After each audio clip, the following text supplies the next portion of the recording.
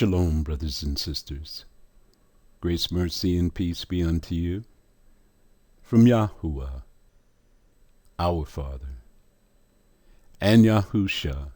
He's the Mashayah, the one that carries the burden of Yah, his voice, our high priest, soon coming king.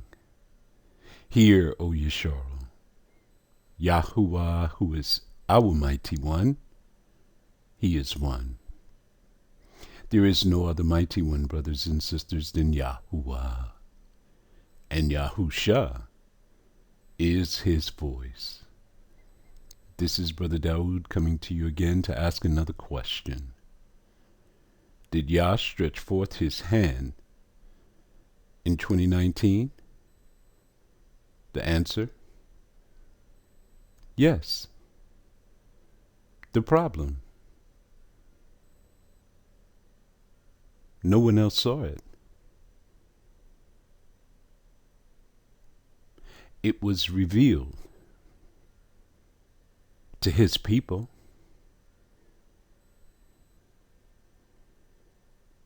But there were too many stumbling blocks placed in our way that most of us could not see it. Did you think that after 400 years of captivity that he would not stretch forth his hand? The problem is that this world has twisted our thinking. When the Mashayah came on the earth, they thought he was coming to set them free, which he did, spiritually. But they thought he was coming to defeat all of his and our enemies, and set up the kingdom. But the first thing that he had to establish was the priesthood in heaven. And he gave himself as a ransom for us so that we can live. Now, after 400 years, Yah stretched forth his hand again, this time to put us on the path of years so that we can return to his Shabbats and his feast days. If you have not returned to his Shabbats and his feast days, you have not returned. Now here's something amazing. Something weird. Something unexpected. He used me. In 2017, the Alayam visited me in the fall season in the Feast of Tabernacles. They told me, your Shabbats and your feast days are all wrong. I made a whole series on it. I set out on a mission to find Yah's Shabbats and Yah's feast days. The Alayam, for you who don't know, are the angels, the watchers, the messengers. They led me to the book of Hanuk. Hanuk explained what the starting point is. You have to know the starting point in order to count the days, don't you? He said it was 1/2 of a 7th part, which equals 1/14th part of light. And the whole circumference of the moon is empty, except for that right-hand corner with a slither of light. And once you see this, which is called Hidash, it heralds in New Moon's Day. I was excited. I said I found the starting point. The Alayam spoke to me again. They told me, don't just read it, but go out and observe it and compare it to the book of Hanuk. I followed their instructions. Everyone looked at me in my household as though I was crazy. But what were they telling me in all reality? Prove all things. So I proved the book of Hanuk. It is accurate to the letter. So we were ready. In 2018, we spotted the renewed moon for the first time ourselves, and then made our count to the feast days. Little did we know what was happening in 2018. Here, let me read this for you. Answer and explanation. The lunar solar cycle refers to the time it takes for the moon and the sun to reach the same alignment that they were when the cycle began. When is it when this cycle began? Genesis chapter 1. This takes approximately 33 years. It is a positional cycle based on the Earth's orbit around the sun and the moon's orbit around the Earth. 2017. The Alayam spoke to me and said, your Shabbats and your feast days are wrong. They taught me what to look for, had me to go out and learn everything I could about it, getting me ready for 2018 to spot the renewed moon for ourselves for the first time. Is it a coincidence that in 2018 they were putting us on the path of years? Is it a coincidence that the year following 2018 would be the 400th year of our captivity? Coincidences like this do not just come around. So in 2019, we could not see what was happening in 2018 because the moon and the sun had joined together, just like it was in creation. The sun had 354 days, and the moon had 354 days.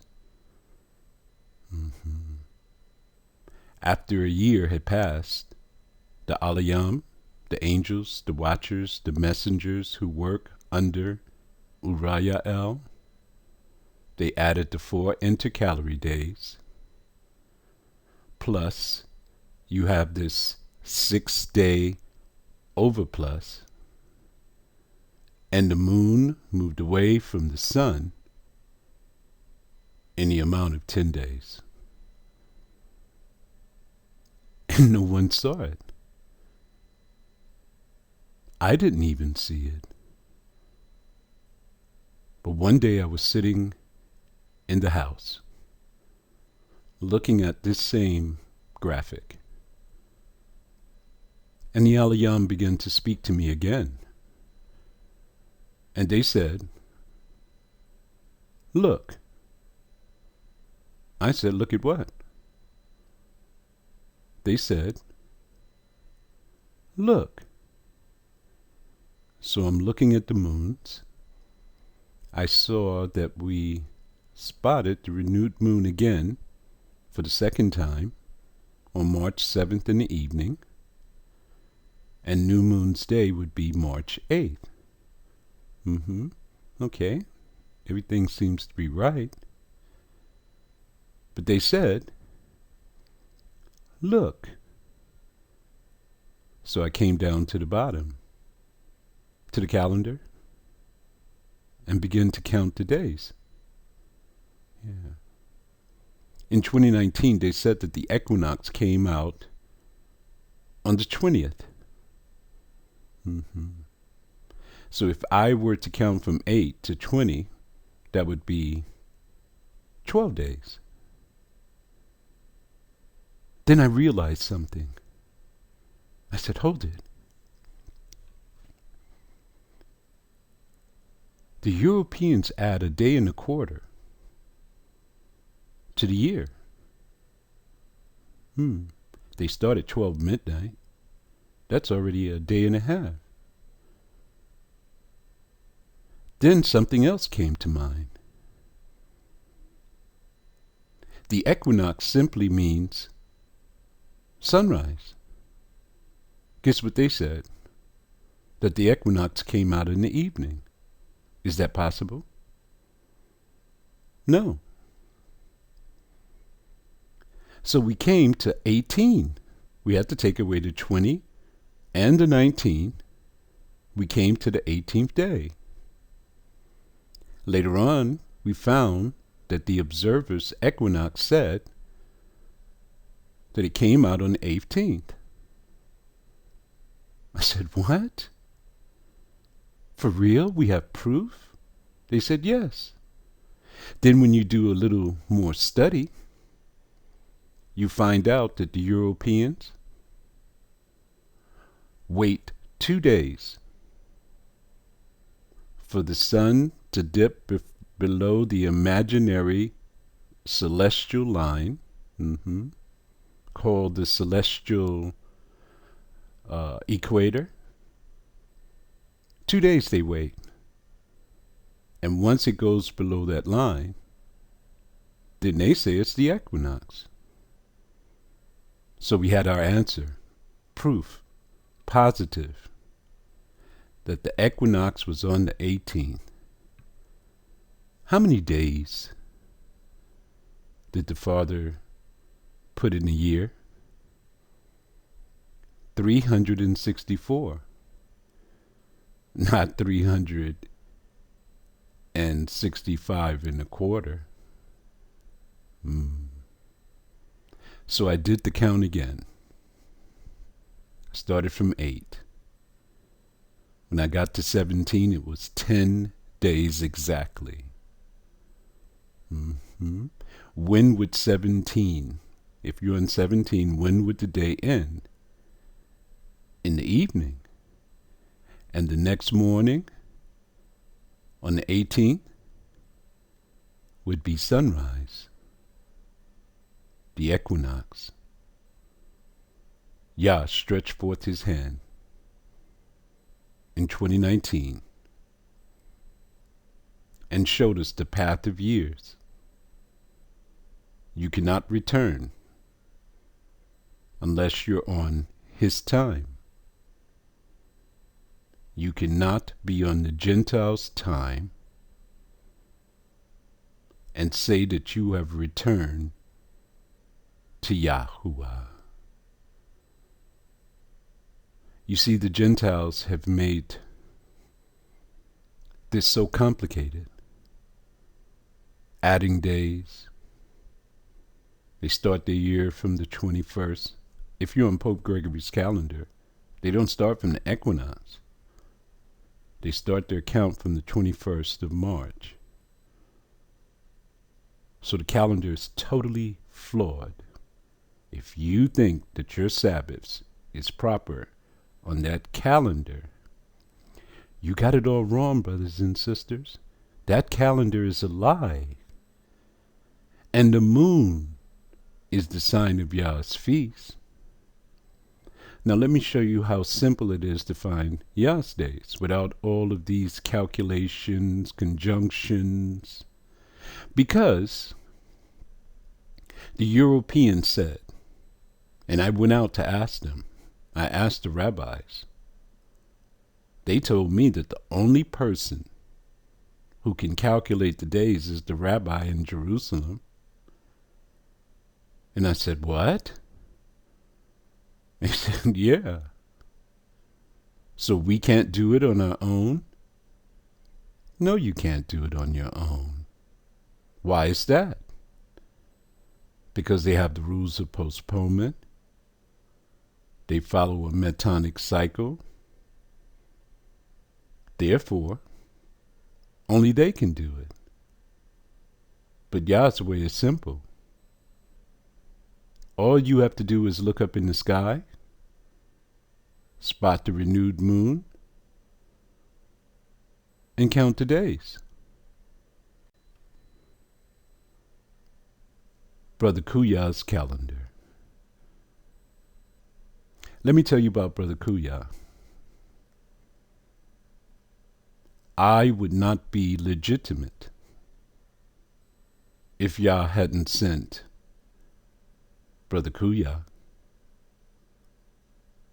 This prophetic word that I'm speaking to you today, that the Alayam delivered to me, cannot be validated unless there's a witness. The witness is Brother Kuyah. He creates the visual aid, and I am the voice. Out of the mouth of 2 and 3 witnesses shall every word be established. When Yahusha came, he had John the Baptist. Elijah had Elisha. Here in these last days, the prophets that YAH has sent to you is Brother Kuyah bin Yesharal and Dawood bin Yashayahu. I asked Brother Kuyah, I said, could you make a calendar without any reference to Pope Gregory? He said, sure. Okay, so here it is. Once you go into the kingdom, Pope Gregory's calendar will not exist anymore. You will be on lunar time. Okay, look at 29. Identify 29 on this calendar in black up top. You see it? Good. We spot it, or we will, the projected sighting of the new moon is going to come out on the 29th. That's today in the evening. Be out there to see it. Once we sight it, it starts the 3rd month, the first day of the 3rd month. You see day 1 and 3rd month? Yeah. That'll be New Moon's Day. You spot it in the evening. How does a day work? From evening to evening. Let me pause for a second. It's impossible for you to do a count on a solar calendar from evening to evening. A solar calendar is sunrise to sunrise. Do you see how they tricked us all these years? Okay, so New Moon's Day is day 1. What do you do on day 1 for New Moon's Day in the kingdom? You go to the temple, to the east gate, pray and worship before Yahuwah. Sacrifices are being made on that day. The gates of the temple are open. Yahusha will be there. After we're finished worshiping, praying, we'll go home. We'll have a feast. The gates of the temple will be shut. Then you begin your 6 working days. Look at the boxes. On the bottom, you see numbers. Okay, let's count. 1, 2, 3, 4, 5, 6. When you come to the 6th day, you come to your first Shabbat of the month. On the 7th day, you see it? It's the 7th day of the 6 working days. Look on the top of it. It has an 8 there. If you add New Moon's Day to the count, it becomes an 8. Do you know that there's some people who speak against the way that the lunar event works in the sky, which YAH created now, that is absolute perfection? Did you know that at Passover there's an 8 count? 7 days you have to eat unleavened bread. After the 7 days, you come to a Sabbath. You're not to eat any leaven, any parched corn, until you brought the sheep to the priest. So after that 8th day would be the day that you bring your sheep to the priest, and you begin your count to the Feast of Weeks. What does it say? 7 Shabbats must be complete.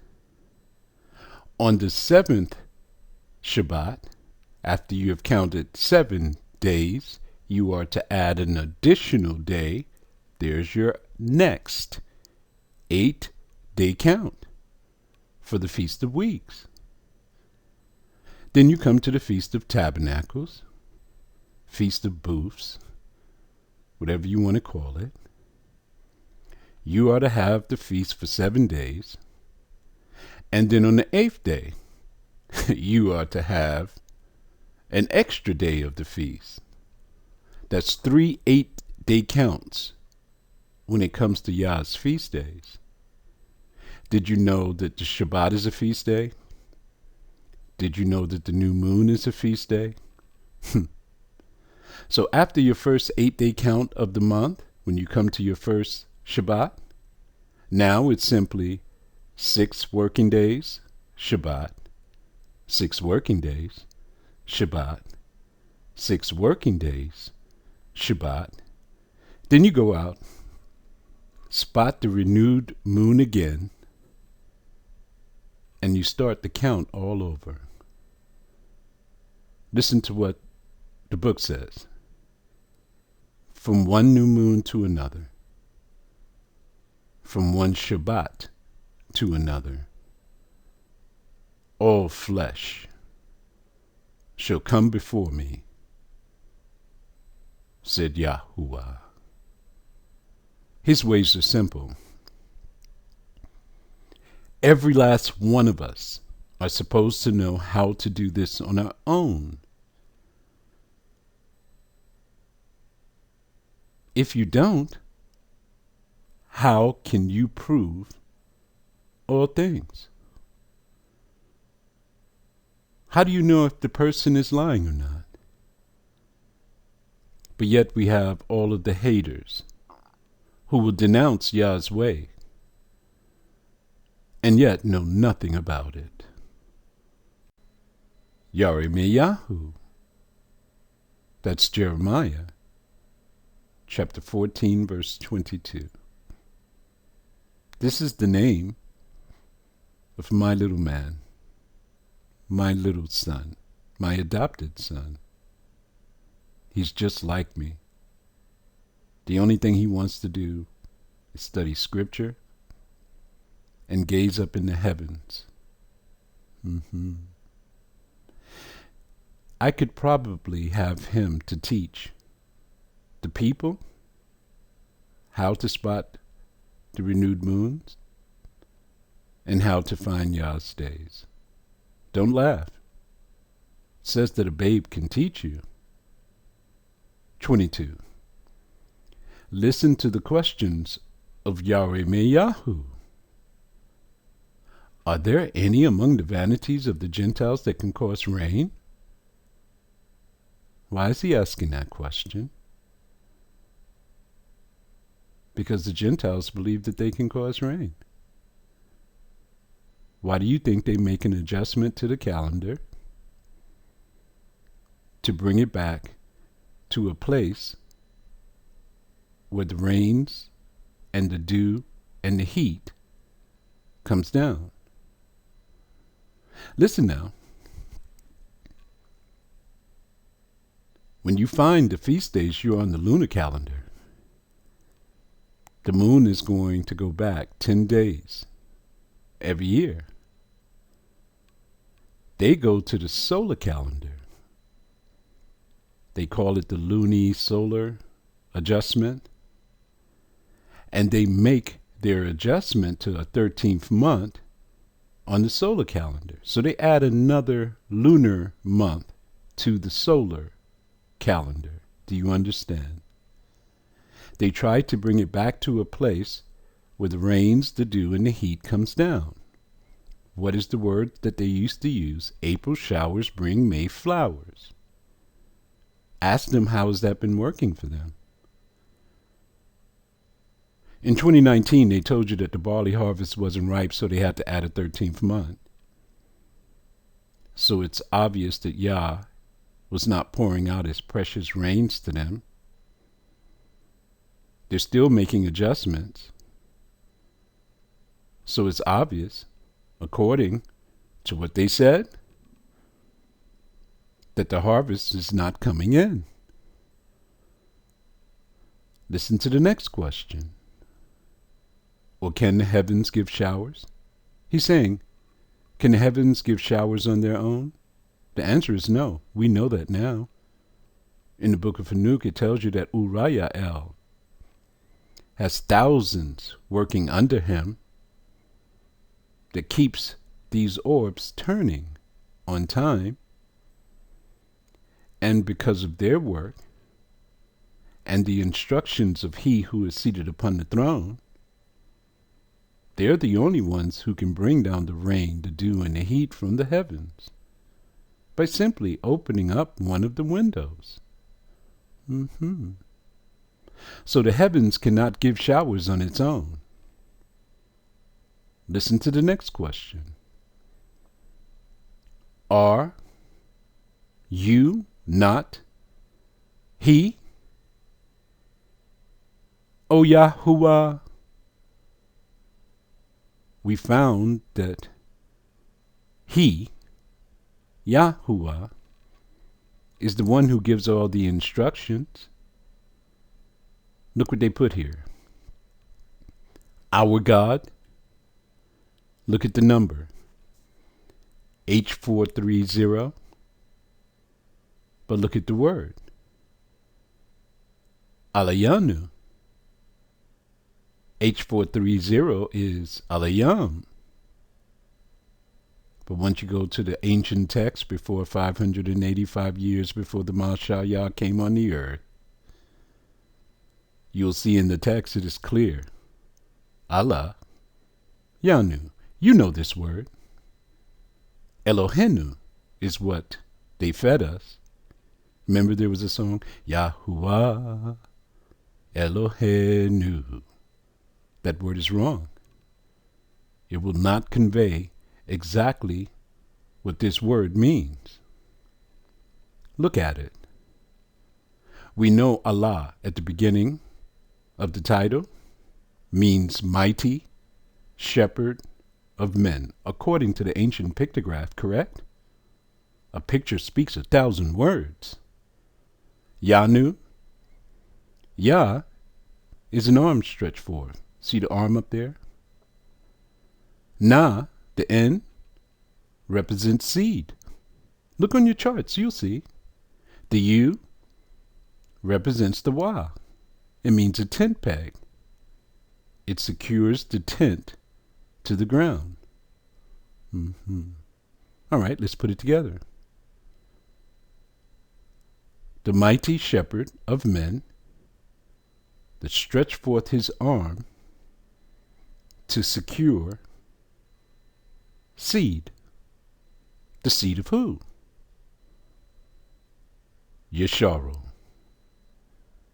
They are the only ones whom he stretched forth his arm to. Look at what YAH is going to say next. Once you have learned who delivered you, therefore, we, the children of Yesharo, will wait upon you. We won't follow the Gentiles in their adjustments. For you have made all things. We're going to follow the Creator. This is the reason that the Father chose me and Brother Kuya.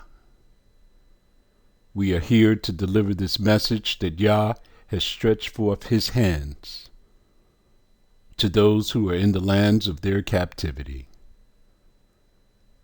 Reach out and take his hand and return to his Shabbats and his feast days, and not the days of the Gentiles. This is my testament. Shalom.